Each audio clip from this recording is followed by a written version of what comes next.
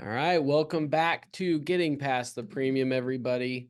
We have a very special episode today, and back with me is Ryan Brott. You haven't been here in a while, dude. No, I haven't. It's good to have you back. I'm glad to be here, Elliot, and you've been doing a great job. Oh, thank you. And then with us today, we have our good friend Randall Stutman. Randall's been an advisor to us for quite a while. Sometimes I think you probably regret our conversation sometimes, Randall, and engaging with us. But hey, you know what? You're a good sport and help us out. So we appreciate having you here. Um, My pleasure, and thanks for having me. yeah. So, Ryan, I know you kind of wanted to kick things off, but Randall, I'd love for you just to start with, your background, just real quick, so everybody kind of knows who you are if they haven't heard of you already, and then we can dive into the conversation today. Well, I hope they haven't heard of me already because I don't want to be out there very much. Ghost. Yeah. I am kind of a ghost, so I'm not on any social media on purpose, and so you have to kind of find me.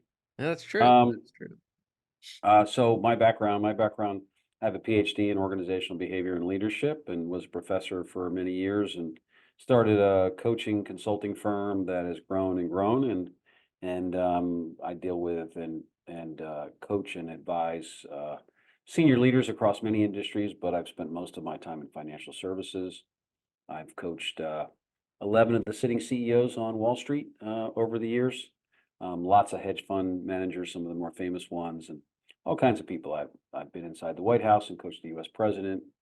I've uh, I've coached Olympians and Ryder Cup teams. and Ryder Cup teams and 4 or 5 star. I think it's 4-star generals at West Point, and so I've had a kind of a storied career and have done that in a low profile way, but I go lots of places. Yeah. Awesome. So I appreciate you coming on, Randall. Obviously, this is very exciting for me. And I'm grateful that you are spending a few minutes with us chatting through really about how some of the things that you do can help transcend leadership to sales and vice versa. And you said something interesting in the beginning, which was you've grown uh an amazing advisory business, but like you're underground. People have to find you, right? And you're at the top of the game from a relationship perspective. So I guess like how does that work? And what could we learn from how you do that in a sales capacity like we're in? So that's a big question and probably a multi-pronged answer. Okay. So let me back up first of all and tell you I had a leader I worked with a really long time ago, and one of his favorite expressions was, "You're only truly famous when somebody that's crazy thinks they're you." And there's no upside to that. Okay. Now, what that really meant was profile for in most positions, most people is actually your enemy. It makes you a target. Makes you a target for litigation, makes you a target for media scrutiny, makes you a target for peer jealousy, makes you a target for being egotistical or arrogant in the eyes of clients, makes you a target. People don't like if you said to me or you were trying to find out, like, take a major iconic CEO across the US, you can't tell me who their law firm is. You can't tell me who their specific legal advisor is. You can't tell me who their wealth advisor is. You can't tell me who their executive coach is, right? And for a reason, because people that are really good at what they do are in the background, not in the foreground. They're behind people trying to help them succeed, and they don't want the profile. The profile gets you in trouble most of the time, with some exceptions. There are some seats that come with profile that you have no way to avoid it. But in every aspect of building our business and building my own career, I've tried to stay as low profile as possible, do great work, and allow that great work to refer me to other people. We're a very large company, probably the largest at what we do, full-time employees, probably the largest executive coaching firm in the US. We don't know exactly because nobody keeps those stats, but we're probably 2 or 3 times bigger than everyone else. And it's entirely a referral firm. So we don't advertise, we don't market. There's There's no particular way that we try to acquire business other than establish and build long-term relationships and do the work that it takes to get referred. And that's been tremendously successful for us. Now, I'm not even on social media. I'm not on LinkedIn. People say to me, "How could you possibly?" Well, first of all, I don't need that level of exposure anymore. If I was starting out, I certainly would be. I don't need people that I don't know, telling me A, what they had for breakfast, and B, learning, trying to find me. I'm very busy, and I don't want to waste time with people I don't want to talk to. And so on that basis, like, social media makes a lot of sense in a lot of ways, but it doesn't for me. Now, a lot of people in our firm are on social media, no problem. I don't espouse a particular no, contact, no interview kind of a thing. But um, my philosophy has always been that the more of a scarce resource you are, and the higher of standard that you hold yourself to, the people that you want to find you will find you, and they will become very loyal to you if you're any good. And that has worked out for us tremendously. I don't think it's exactly the same for wealth advisors in all cases, but I can tell you that really quality wealth advisors equally should be a scarce resource. They need to find the clients that are trying to find them, and their referrals are going to matter more than anything else. By that is by doing great work for other people. And by the way, the best way to get a referral is to give them, and a lot of people miss that. Like, Mhm. if you're not introducing other people and referring other people, you don't get them back. I don't care how good you are, and so that's part of the process too. So yeah, content is proprietary, and I don't need to give a publisher 85% of whatever it is that's in my head. And so I don't do that. And I get on podcasts every once in a while for people that I like you guys, um, and to promote a little bit of our digital platform, Admired Leadership Digital. And if I didn't have to do that, I wouldn't do it at all. And so that's kind of how it's worked for us. Um, I would recommend that last part of this answer, that there are lots of ways that people normally think and presume are the primary ways to get business that are actually the antithetical ways to get business. And so if you really want to create clients, you have to create a deep and meaningful relationship with people. And a lot of things that we normally do get in the way of that instead of foster that. And so I've been very mindful and very intentional about what are those things that generate and create connection to people, and what can we do to do that. And we're also very intentional and very programmatic as to what are the things that we're not going to do just because everybody else does them. And again, the fact that other people do them doesn't mean anything to me. Not just because I'm a contrarian, although I probably am, but because I don't believe that, if everybody else is doing something, it doesn't make it the right thing to do. Right. So that's kind of my long answer to a very good question. Mhm. Well, yeah, Does that take up it's the entire podcast? Are we done now? I think we're done. Okay. I think we're That could done. be. That'd be enough value. What you mentioned, you kind of take kind of a contrarian view, and I got a firsthand look at this a little bit a few weeks ago, and um I don't have some of the preconceived, uh just mm, I should say it like this. I don't have a bias towards the way that leadership is taught today. Um I've been lucky enough to just take it from your firm straight to the mouth, and that's kind of been it. So, what are some of the misconceptions out there about leadership training? And um, yeah, I guess I'll leave it at that. So, so leadership is a massive, leadership training and self-improvement around personal effectiveness for leaders or anybody else is just a massive industry. It's at least $85 billion in the US alone.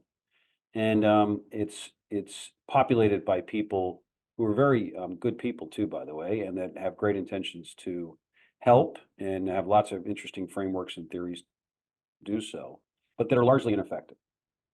And the reason they're ineffective is because in order to get better at anything, you actually have to have the actual actions or tactics in order to do things differently. So if you want to improve your golf swing, you're going to have to go to somebody that's going to say, here, move your hand over here and grip it this way and so forth. It's not just a framework. It's not just a theory. And it's definitely not having somebody ask you, what kind of golfer do you want to be? Nor is it asking or engaging you in terms of the kinds of things that you only think you're doing, right? So somebody with expertise has to give you actual tactics and actions to do so. And the industry of leadership and personal effectiveness is basically made up of people that have and operate from a paradigm that's very different than what we operate from, which is a behavioral view. We take a behavioral view, which is what are the routines and behaviors of exceptional or admired leaders, and the things that you can emulate starting tomorrow that are not very well known. In fact, in many cases, not known at all, and that are not easy or not hard to put into practice or make habits out of, but that take a little discipline, but are, I can explain any of them in 3 to 5 minutes, right? So to us, when we give people the tools, and that's really what they are, tools, to do things differently in the future, um, then people can get better really fast. Now, the majority of people that come to this leadership thing believe in individual differences, where I believe in common shared excellence.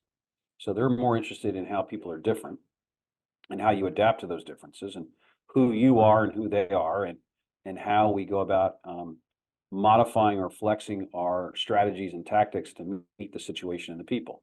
And by the way, I think that makes a lot of sense. It's the way I was taught, and it's very valuable in a base form. Problem is, it doesn't make you any better. So, one of the analogies I use many different analogies, but if you learn that alcoholism, and you're an alcoholic, is a disease, and you learn that it's been actually inherited by you and your family, and that unfortunately, you have succumbed to that disease, right? If you're going to fight that disease in any way, you need actual tools to do so. Someone telling you more about your disease, talking about how some of your own personality characteristics contribute to your allegiance and dedication to that problem, and all the other things that people get told and taught. While that doesn't hurt you, it doesn't help you, it doesn't make you any better. So you need something. I don't care if it's 12 steps or whatever else it might be. You actually need tactics in order to fight this thing, and without them, you don't have much of a fight. Um, Excellence in almost anything in life is associated with certain routines and behaviors. Look at any mastery of anybody, whether it's a dance instructor, a lab technician, or a dental hygienist, or whatever else it might be. When they create real mastery, that mastery is associated with certain behaviors and routines, most of which are unknown by everyone else that engages in the same actions, but that haven't created mastery yet. So leadership is no exception. Leadership excellence is associated with a variety of hundreds, actually, of universal behaviors and routines that are not very well known. We're in the business of finding those routines, studying leaders, uncovering, we don't discover anything, uncovering those patterns and those common shared pieces of excellence, that is, those behaviors that create that excellence, and then teaching them to other people and teaching them people how to do things. That has a major impact on how people get better really fast. So it's not uncommon for me to hear that people have gone through lots and lots of workshops and been to all kinds of executive education and have engaged in many, many different forums by which to get better, all of which has moved them a little, but not very much. And then they learn some really powerful tools, and quickly they get better very, very fast. And that's because that's what we need. And so it's not that I believe that there isn't value in the paradigm of understanding who you are personality wise, respecting your psychology, knowing the kinds of tendency and preferences you have, and then also understanding how different you are than other people. We're surrounded by differences. Our kids are different, our spouse is different, our friends are different. They come from different experiences, different backgrounds, some cases different generations of people. It's not that those differences don't matter, they're tremendously influential. But knowing those differences does not make you better. So at the end of the day, You have to have the tools to be better, and that's what I do. Spot on.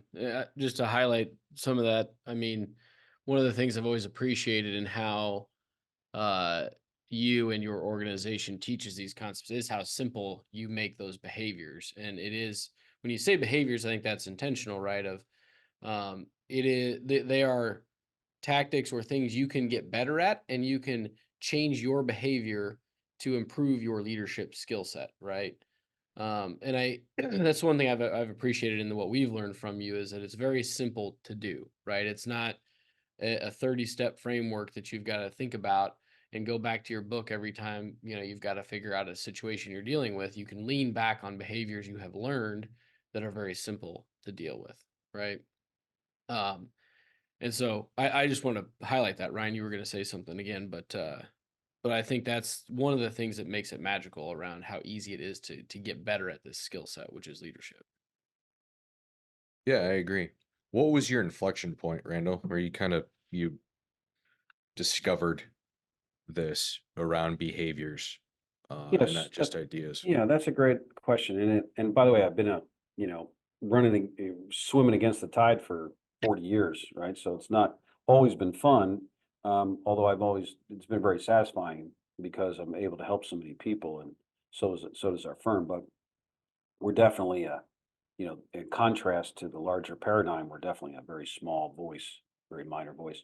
Um, so when I was a professor of leadership, I was at the University of Illinois in Champaign-Urbana, and I had been asked to coach a variety of senior leaders in Chicago-based companies: Beatrice Foods, Kraft Foods, Illinois Power, Amoco Oil, Kemper, Meritech. There were a whole bunch of people.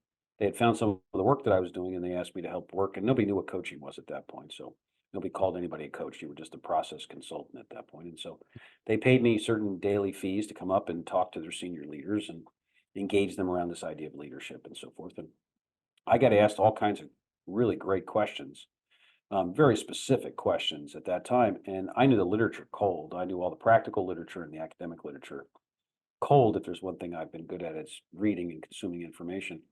And I didn't have any good answers to their questions. I gave them bromides. I gave them, what I consider to be, kind of generalizations of things, and then some occasionally in a framework or a concept or a construct that might be useful a little, but I couldn't answer the questions.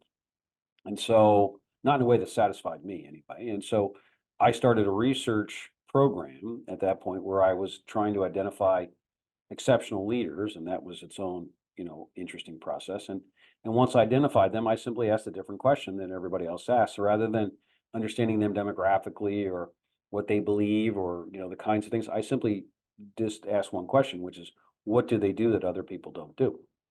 How do they motivate? How do they build relationships? How do they make decisions? How do they select talent? How do they elevate performance? How do they deal with poor performers? And so I was just looking for answers to all those questions by looking for the patterns of what's common with the best, the most exceptional leaders, of what did they do that is not commonly known. And thus was born Admired Leadership in our work in coaching.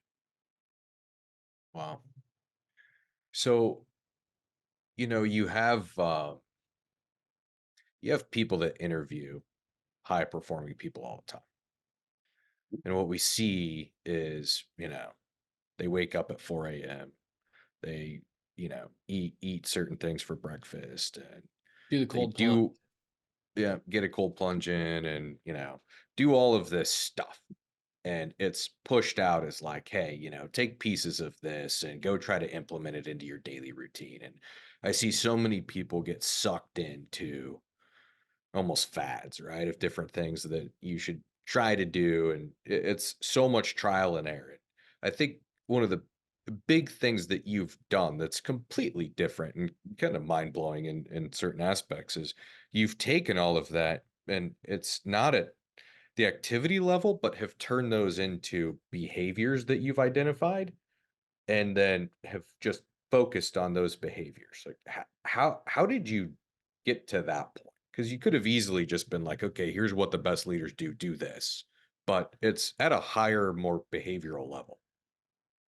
So I'm after leadership wisdom that reflects the excellence that people have when they engage as leaders. And so the presumption that I make is if I find something that's truly an admired leadership figure, it should have a certain set of qualities. One of those qualities, it should be universal, it should apply itself everywhere. Should apply it as a, you should be able to apply it as a parent, as a spouse, as a friend, with clients, with your team. Like if you know how to give feedback to a 58-year-old, works with an 8-year-old too. And if it doesn't work with the 8-year-old, then it doesn't work with the 58-year-old either. Okay. So A, it's universal, it's somewhat context free. B, it's timeless.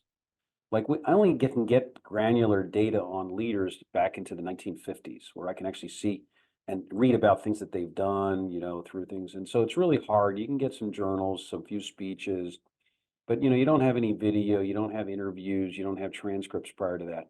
But I don't have any doubt that, people throughout history, great leaders throughout history, have been doing a lot of the same things that we were been able to uncover. And so it should be timeless. They're all very actionable things. They're not concepts or constructs or abstractions. They're all specific, actions. I call behavior single actions, routines multiple actions. That's the only thing that makes a difference. And then lastly, most of them are very, very insightful and even bordering a profound, but the deal is they're common sense once you hear them, but until you hear them, they're not. The pattern is unrecognized. But the key thing about that is I'm focused on those things that people don't know rather than what they do. So for example, if you look at what makes certain leaders believable, credible, like we all know that leaders who are credible, keep their promises, show up in crisis, admit their mistakes, show themselves to be human, right? Walk the talk, right? And by the way, those are universal too. They just happen to be really well known and they're not easily acted on. They require a lot of other things to act on them. So I'm about focusing on those things that are not well known, they're somewhat profound that once you hear them, you go, that's an action that I want to put into play, right? That's who I want to be as a leader. I want to be the kind of person that does that. And so that's what I'm after. Listen, I've been doing this for almost 40 years. And so I've been able to find just under 500 of these behaviors and routines in every aspect of leadership, because leadership is really complex, right? It involves so many pieces. You've got to make great decisions while you're building consensus to those decisions, while you're building relationships. You got to elevate performance and motivate people. You got to hold people accountable and deal with low performers.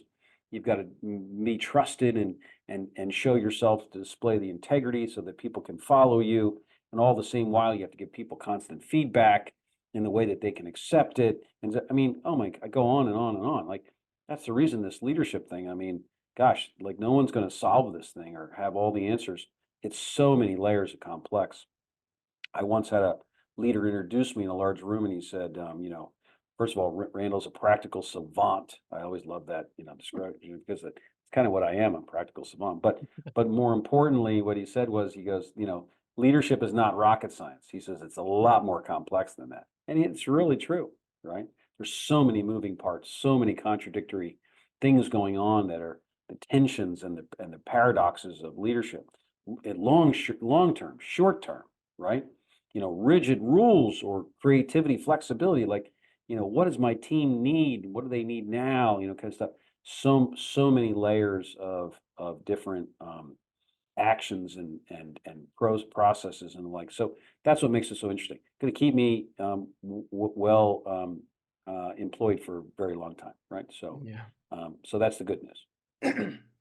Yeah, absolutely. Excuse me. Yeah, I agree with what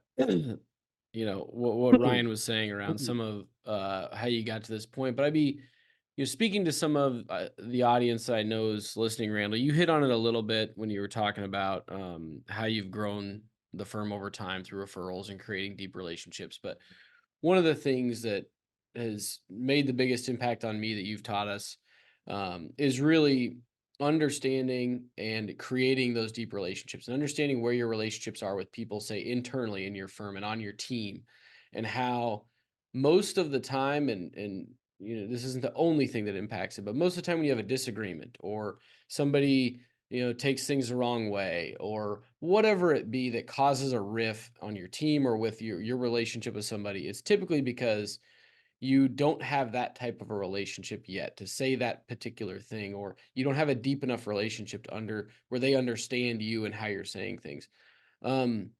I think that applies to a lot of salespeople out there that are dealing with service teams that might be handling, their clients in their book of business or whatever. And I know that there can be friction there sometimes and tension, and how do you coach folks on, that particular piece of it, the driving deep relationships, and maybe just expand on that from a salesperson perspective when you're working with, you may not be in a leadership quote unquote title position, but you want to be able to influence those people in the appropriate way, Right. and have a good relationship with them.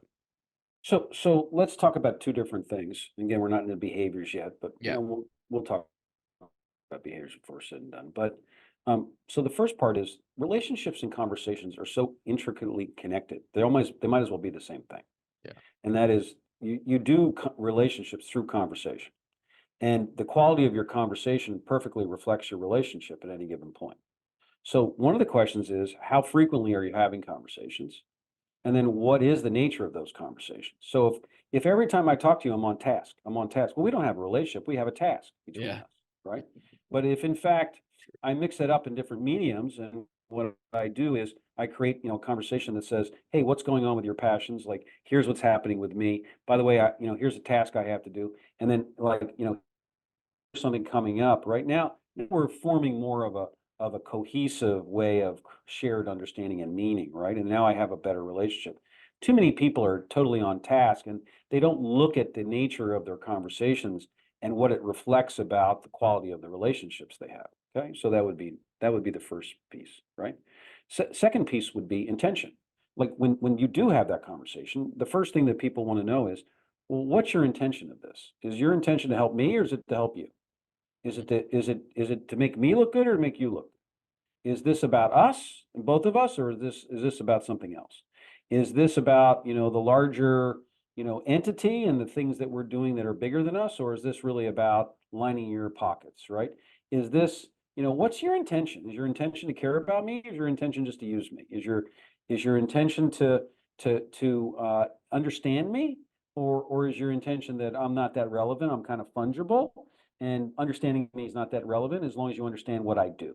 Like we're trying to make sense of that. And it's very obvious now that I say that what your intention should be or could be in any relationship. And I think it just gets past us. Like we don't think very deeply about what we're saying with our intentions by what we do.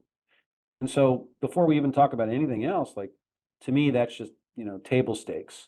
Like, you've got to create a cadence of conversation, a frequency of conversation, and the quality of that conversation needs to be relational, not just task oriented. And then you have to display the kinds of intentions that work for both parties. And by the way, if you don't do that, that doesn't mean you're horrible. It doesn't mean you're ineffective. It does mean you're not going to develop the kind of cohesive relationships that would probably benefit you long term, either inside the team or with external clients. Yeah. Yeah. That's what's interesting is it applies in any Or facet your of spouse, life. Yeah. Spouse, yes, or Spouse. your kids. Yeah. true. Like you said, that's what's beautiful about some of Yeah. or about all Think the about behavior. think about the quality of the conversation that parents have with their kids. How was school today? Fine. Did you learn anything? Not really. No, Okay. Did you have any time? Did you spend some time with your friends? Yeah. What'd you do? We played ball. Okay. Anything else? No, I'm going outside. Okay. Like, wow, that's quite a conversation. That's imbued with all kinds of wonderful things, huh? And it's all because we ask lousy questions and we don't really create a conversation. And as a result, right, after a while, you start asking those questions, you just get grunts, Mhm. yeah, right. And then those conversations basically disappear. And so does the relationship and the kind of connection that you really want, or I hope you want, with your kids. That's a function of the quality of the questions you ask, as well as the engagement that you require, as well as the intentions that you have, as well as how inquisitive and curious you are, just like any other relationship, right? But it's easy to get into a pattern where we treat our children in such a way where we really don't develop an ongoing relationship of meaning to both parties. What we're really just doing is trying to monitor, sustain what we got and hold on to it as much as we can, and it disappears really fast. Yeah.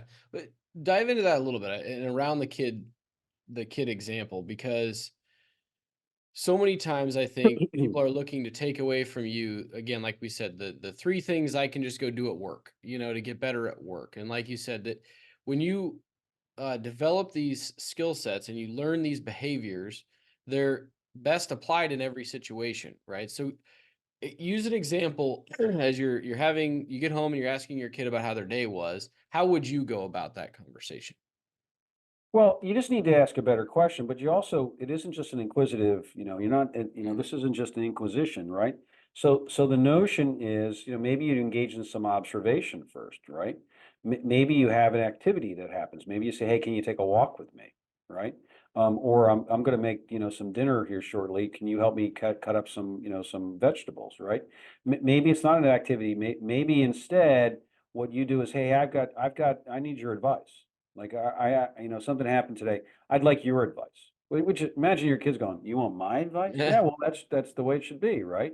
And so, yeah, I don't want you to be false, right? But maybe you want to talk about, or maybe you get excited about some show or something you read or some little thing. Hey, I got to show you something. Let me show you something, right? You get excited. Now I've got a context where we at least are starting a conversation, and now I can ask a better question. So rather than say, like, how was your day? I can say, hey, what was the best thing that happened today? What was the worst thing that happened today? Right? And don't stick with that one, but there's a beginning one that says, oh, that's not as easy to duck, right? Okay. Mhm. And so tell me about, one of your friends that, like, so what does loyalty mean to be loyal to one of your friends? Like, are your friends loyal to you, or are you loyal to your friends, right? Wow, that's a big abstract question. Out of the nowhere, your kids probably go, whatever you're into, whatever workshop you just went to, like, leave me out of it. Okay. But with some time where you get into better questions, you can get to questions like that, right? Where you can all of a sudden start exploring. Now, the problem also is you're low energy. You're back from, you've had a long day. Like well, listen, you signed up for this parent thing, right? Just like you signed up for this client thing, just like you signed up for this team thing. Get over yourself and figure out where you're going to find the energy and put your time and energy into it, right? If that means you need to sit in your car for an extra 5 minutes and refresh yourself to make the transition inside, then go do so. But you don't have any excuse to come in and go, hey, right? How was school? Great. And then get the grunts and then, be done. Like, all right, I tried, right? I tried to make a connection here. Okay. You own this. You're a leader, right? And it works the same way with clients, works the same way with your team. It's different in the sense of the kinds of questions you'd ask and things, but you're still after the same goals and you're doing a lot of the same behaviors. Yeah. Can you accelerate criticism with a deeper relationship, just like you can, like, enhancing the relationship? Does that make any sense? Yeah. Sometimes yes, sometimes no, right? What I'll tell you is this. Okay. Some relationships are made some deeper relationships are more sensitive to feedback and criticism because of the depth of trust, right? So they want to so they're more sensitive. Other relationships happen where you're able to, because of that trust and because of that experience, you're able to be a little bit more critical at times in the right way, send it in the right way, because that there's a comfort level there and a foundation, they know you care. So it depends, right? It depends. What I'm going to tell you also, another depends, is people are much more receptive to feedback after they succeed, and much more sensitive to feedback when they failed or had a defeat or are, disappointed. And so what we generally do is the opposite. We give lots of feedback after failure because you need it, right? And after you succeed, I don't give you a lot of feedback. I just give you some praise. Because you When in want, fact, yeah. just the opposite is what people are more receptive to. Once you have a great time, can I get, I'm ready for all kinds of criticism, right? But once I've had a defeat, like, I'm pretty sensitive to it, right? So you gotta have different strategies for those things. So I don't think there's a particular pattern in what you just said in terms of trusting relationships to feedback. I think you can build more trusting relationships through candidness, but it depends on how you express the feedback rather than the feedback itself, right? So it's all about the how the best leaders actually give feedback in a way that people want more of it, and will act on it. That's what I'm into, right? That's where there's universals that we can explore. Totally. Yeah, and again, you mentioned, I don't know if you wanted to get into any of the specific behaviors. Sure, we can get into one behavior. I'll give you one. So just give me an arena you want me to get into one, and we'll talk about what a behavior looks like. Well, I was actually just thinking feedback there. I mean, I know that Okay. we've utilized some of the behaviors directly around feedback. I think that'd be a great Okay. one just because we're on that topic. Yeah. So there's lots of really wonderful behaviors in feedback. All right. Before I get into behavior, let me give you just a little bit of an idea of how feedback operates. So I'm not going to get behaviorally first, and then I'll make sure I get to one. So so you and I both know that the very nature of the word feedback is used because it comes from a place of power. It comes from a place of authority or title. I give you feedback because I have either a title or authority, or I have experience or an expertise that gives me a status with you so that I can give you feedback. And when you get that feedback, you're not supposed to just push it off. You're supposed to take it seriously and yield to it. That's why it's feedback. Criticism's the same thing. Now, I don't know anybody that if I said, "Hey, I've got some criticism, some feedback for you, would you like it?" They go, "Yeah, I can't wait for a little more feedback and criticism." Right. Right? And that's because we know what's happening. We're being told that we need to yield to this, and this is about our performance, and so on and so on, right? Okay. Now, imagine you're late to meetings all the time, and I say, "Hey, listen, I've got some criticism for you. That your team wants you here on meetings. You're robbing people of your expertise. You're late all the time. It's rude. It's impolite. Like, you need to get here, right? That's my criticism, right? Okay. Now, I can reduce my power by not calling it feedback, but by calling it advice. Now, advice is different than feedback in one sense. Message stays the same. When I offer you advice, it's yours to accept or reject. Right? That's the nature of reject. So I can say, "Can I give you some advice?" And you say, "Yeah." And you say, "Listen, you don't have to listen to this, but I'm saying this as your friend. I'm saying this as somebody that cares about you, but I'm also saying this as a colleague, right? Not just your leader. Like, people are missing you at these meetings, right? You're late all the time, and you're robbing people of your expertise and your opinion. My advice is, you figure out how to get here, and I'll help you if you want, right?" Now, again, same general message, right? But the only thing I changed was my power. I've chosen not to establish it from status, right? Now, if I drop power again, okay, um, I call it recommendation and suggestion, right? "Hey, can I make a recommendation? Can I make a suggestion?" Now, that comes only from a desire to help. Recommendation suggestions are all about help. They're not about expertise or experience or status or authority, right? By the way, can I make a recommendation? Yeah, what's your recommendation? What's your suggestion? Well, listen, everybody wants to see you, and I do too. And so you need it, right? Basically the same message. I don't have to finish it, right? And what I've done is I've said the same message, but I've reduced my power. Okay. And when I reduce power in any situation, but especially with feedback, I actually make people less resistant and more receptive to what I have to say. Here's what I'll tell you: leaders, parents, spouses, friends, you shouldn't be in the feedback business very often. You should be in the recommendation suggestion business. Okay. And maybe occasionally on the advice of business. And then every once in a while you have to give direct feedback. It has to be about your performance. You need to yield to this. Let's talk about what just happened, right? And so forth. This criticism is real because it's really impactful. But for overwhelmingly, always in all situations, you need to reduce power. You need to reduce status and authority and control in order to get people to be receptive, right? Now, that doesn't allow you to have the catharsis you might want, but it changes behavior and gets people to actually improve, right? So, like, before we even talk about a behavior, let's just talk about common sense. You need to be in the recommendation suggestion business when you offer feedback. And when you couch it that way, you'll find that people are much more receptive to you. Does that make sense? Yeah. Okay. So let's take an admired leadership behavior, which I like. And it's one that I'm going to give you one that isn't the most universal one in the sense of that's just basic foundational, which are really important ones. Some of them. Mhm. But what I'm going to do is give you one because I think there's a problem that we have with a lot of people. We give them the same feedback over and over again. They don't change. They don't do anything differently, right? Yeah. And we get frustrated with them because we've given them this feedback multiple times. They don't do anything, right? So there's a thing that the best leaders do, which I'll call cause and effect feedback, right? And cause and effect feedback is a particular sequence of messages that is really powerful and that can often shake people free of those repetitive cycles. And you can use it anytime, but it's particularly good for those. And cause and effect feedback basically says this: when you do this, this is what happens. So when you don't show up to meetings, everyone notices it and everyone's missing your contribution and they feel like they're robbed by your not being there. Now, you stop there. You don't go any further. If that person is interested in your feedback, they'll say, why did you just tell me that? Or what does that mean? Or why are people feeling that way? And now you can have a conversation, right?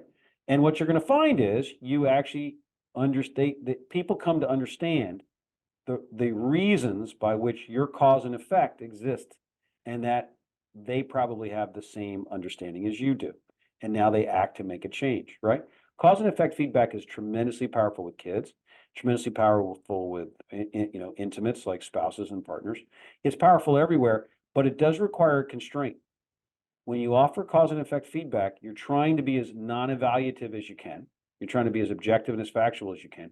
And you have to stop after you are, or argue for your effect, what you see as your effect, right? So when you do this, this is what I observe. When this happens, this also happens.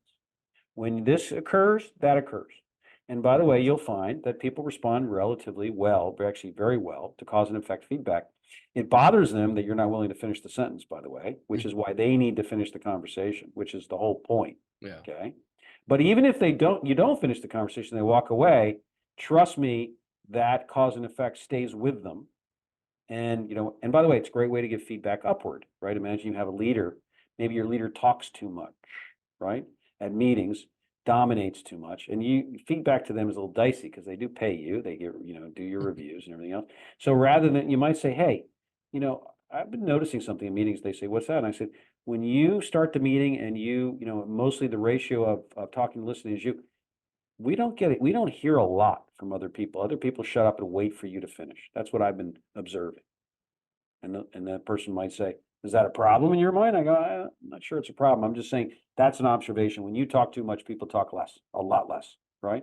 And they kind of clam up. That's been my observation. Have you noticed that? And by the way, that person says, no, I haven't noticed that at all. And you go, that's okay. Just an observation. And you walk away. Trust me, that'll sit with them for days, right? Okay. And they may or may not make a change, right? But cause and effect feedback, really powerful stuff. And it's just one behavior. It's not in our module, by the way, not in our platform, because we have like 30 behaviors and feedback. And so I only could put 10 in our platform. But I like cause and effect feedback a lot. It's one of my faves. I use it a lot, by the way. It's probably behavior number 11 or 12 or 13 if I had more to put in there. And it's really powerful. It's something you can get better at starting tomorrow, right? But here's the deal. You don't get better at it by doing it once or twice. You got to say, guess what? I'm going to be in the cause and effect business when I get feedback most of the time. And I'm going to get really skillful at it and practice it and do it in every place, do it with my kids, do it with my friends, do it with every place else. When I want to give feedback, I'm going to kind of go cause and effect first and see how it works, and then commit to it and get better at it. And then all of a sudden it becomes part of your leadership style. Yeah. Wow. What? That's amazing. Yeah. And I know we're coming up on time here, but what I remember when we first were working together is, wasn't it 30 days? It was, learn a behavior that you want to improve upon and spend 30 days working on just that behavior, implementing it into your daily routine. Every single day. Yep. At least once a day, doing that behavior with somebody, you bet. Yep, exactly. And so I want you to talk a little bit about the Admire Leadership. Is it direct, the online platform that people can get access to, can purchase access to? Because I think that is so valuable for what you guys have put in there for ultimately a very affordable price, that if you're listening to this and this is something you're interested in, I would say you need to go check out. But how do they learn more about that piece of it and some of these behaviors we're talking about? Okay, so first of all, before we get to the platform and the digital piece, let's talk about field notes, right? So we do these Admire Leadership field notes 7 days a week. They're about 90 seconds or less to read. They're all practical. They're all best practice. They're not, they're not rah. And, occasionally they get abstract or in the weekends, and like 7 days, because you don't get a day off from being a better leader, a better person, a better parent, right? Better salesperson. You just don't get any time off, right? So if you're going to get better, and maintains a cadence that we like a lot, comes out 365, right? So no days off. And they're free. Like anybody can read them. You can use them as a foil for your team. Everybody can catch up in 90 seconds if they haven't read it, right? And just use it as a touching point, a talk point, and the like. And we have tens of thousands of people that read them every day. And and we love producing them. And they just get people thinking about best practice. They get people thinking in terms of more tactical ways of being better. Okay, so And you that's why can we search produce. past field notes too. You So can search past field notes. if you're Pretty dealing soon, with they'll an issue, yeah. right. Pretty soon, you're going to be able to have a digital coach that'll help you search past field notes. So that'll be Ah, pretty cool, like right? that. So yeah, so that'll be a game changer, not very far from now. And so initially, that will be without cost, but it won't stay without cost because we Mhm. put a lot of work and time into that. But then, if you're really interested in getting better and you really want to commit, I mean, it's not an inexpensive price, but it's certainly not expensive given the value that it is. You can go to admireleadership.com, and we have taken 10 modules of leadership, from relationships to motivation to team, to fostering a team of leaders, to propelling change in an organization, to elevating performance, to giving feedback and the like. So there's 10 modules, and there's a minimum of 10 behaviors in each module, and you can access all those things are displayed in short videos and outlines. You can listen to them. You don't have to watch them. You can listen to them on podcast app. And they come with exercises and examples and then an outline and study questions if you're really into them, and so forth and so on. 100 of them, right? But there's actually about 110, 112, something like that. And it's like 20 hours worth of video and talk. They come with some foundational things that you should probably watch first. And so you're welcome to come and be a part. And if you have a group, you can lower the price in a group way. But it's about $1,000 just for a subscription for a year. But it comes with other things, obviously. We have a webinar every 3 weeks where we answer questions for anybody in the community, the subscribers. We have a book summary that comes out every Sunday of a popular book. We run an annual conference in the fall. Pretty soon, that digital coach will be inside that platform for use and so forth. So it's got a lot of other value. There's some other things there too. So anyway, I would encourage people that are really into improvement to focus in that arena. And you can self-pace, and you can also become part of study groups that are all focused on the platform, and that are people like you and so forth. So yeah, there's a lot of interesting things going on. But that's what I would encourage: is people read field notes, and then those people that are really into self-improvement and really want to become better, for them to start exploring Admired Leadership on the platform. Yeah. And we can attest to the value that we've gotten out of it. And it's been awesome. It's a great resource when you're dealing with a situation. Go there first. Look, even if you're just going to subscribe to field notes, go and search for, you got to give feedback to somebody, go and search for feedback, and you'll get 6 or 7 or 100, field notes on feedback that you can read through to help prepare yourself for that conversation. Or then if you join the online modules, you can go in and search the feedback module for how to most effectively give that feedback. So, Ryan, anything else that we haven't gotten to with Randall before we let him go? No, I really appreciate you coming on, Randall. Thank you so much My for pleasure. all of it. Every time I spend a little bit of time with you, I always get better. So, Well, likewise. I mean, I really appreciate you guys. I wouldn't spend the time if I didn't admire and respect you both. So, your buddy Andrew too. So, listen, whatever I can do to help, I'm happy to help. That's my whole role in life, and it's like everybody else's. And so, leadership is about making situations and people better, and that's what we're all about. And I appreciate that's what you guys being about too. Absolutely. like your industry, we need a lifetime of help. So, Yeah, nobody gets too good at this stuff. That's for damn sure. Biggest room in my house growing up, room for improvement, just like Yeah. yours, Ryan. There you go. That's right. that's right. All right. Thanks so much, Randall. All right. Talk Thanks, to you soon. Randall. Thank See ya. you. Bye-bye. Bye.